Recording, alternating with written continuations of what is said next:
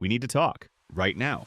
Because while the rest of the world is arguing about politics on Twitter, the smart money, the institutional capital, is quietly moving billions of dollars based on what happened in Washington, D.C. yesterday. If you are sitting there thinking this is just another tragic news headline, you are missing the single biggest signal we have had for the 2026 housing market. This isn't just a security breach, it is an economic turning point. Welcome back to the channel. Today, we are stripping away the mainstream noise and looking strictly at the data. We are talking about the shooting of 2 National Guard members near the White House, the crime emergency that no one is discussing, and specifically how this tragedy is about to trigger a massive flight to safety that could crash mortgage rates in the next 72 hours. Let's dive in. First, the facts. Yesterday, Wednesday afternoon, just blocks from the White House near Farragut Square, 2 West Virginia National Guard members were ambushed and critically wounded. The suspect, identified as an Afghan national named Rahmanullah Lakanwal, was taken into custody. Now, here's the detail the mainstream media is glossing over. It is a tragedy, and we are absolutely praying for their recovery. These are real people with families, and that comes first.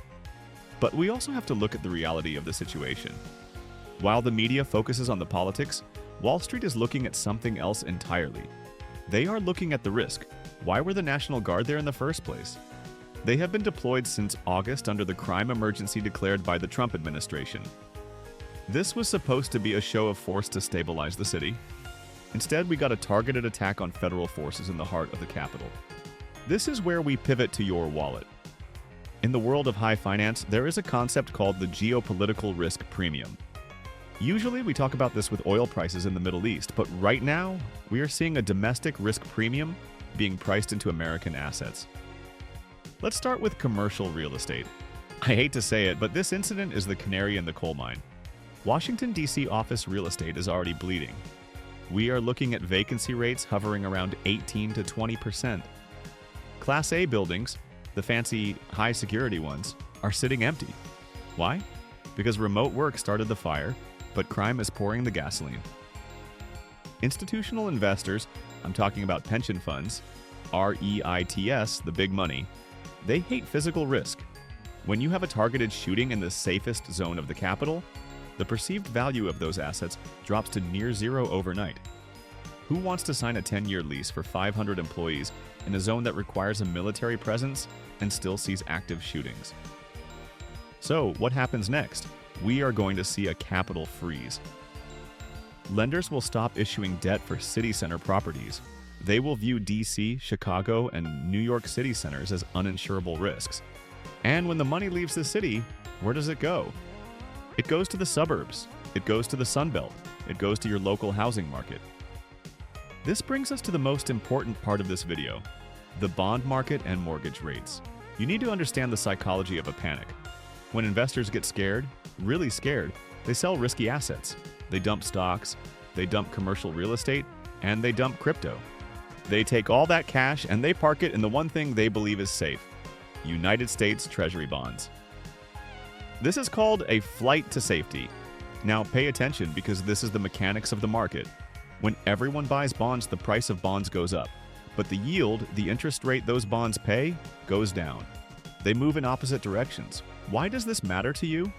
Because the 30-year fixed mortgage rate is almost mathematically glued to the 10-year Treasury yield.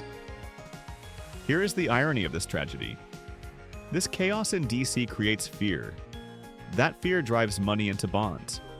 That buying pressure crushes yields. And that means, for a very short window, we could see mortgage rates dip significantly. We saw this after 9/11. We saw this during the 2008 crash. Bad news for the world is often good news for interest rates. So if you are a home buyer sitting on the sidelines waiting for a break, you need to be watching the charts this week. We aren't waiting for the Fed to cut rates, the market might do it for them. But there is a catch, and it is a big one. While rates might dip, lending standards are going to tighten. Banks look at this instability and they get nervous too. They might lower the rate, but they will raise the credit score requirement. They will ask for more down payment. They are going to de-risk their portfolios. So we are entering a very strange economy. We have a crime emergency in the Capitol, a potential collapse in city center commercial values, and a temporary drop in suburban mortgage rates. all happening at the exact same time. Here is my actionable advice for you. Number 1. If you are in commercial real estate, especially in DC, buckle up. The insurance premiums alone after this event are going to destroy net operating income for the next fiscal year. Number 2. If you are a residential buyer, watch the 10-year Treasury yield like a hawk for the next 48 hours. If you see it drop below 4%, that is your signal that the flight to safety is real, and you should be on the phone with your mortgage broker immediately to see if you can lock in a rate. And finally, number 3. Keep an eye on the bigger picture. This shooting involves an Afghan national who entered in 2021.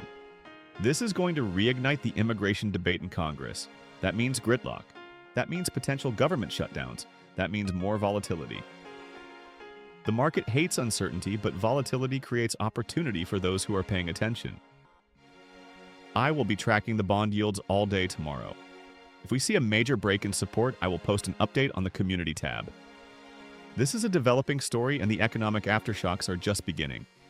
Stay safe, keep those families in your prayers, and I'll see you in the next one.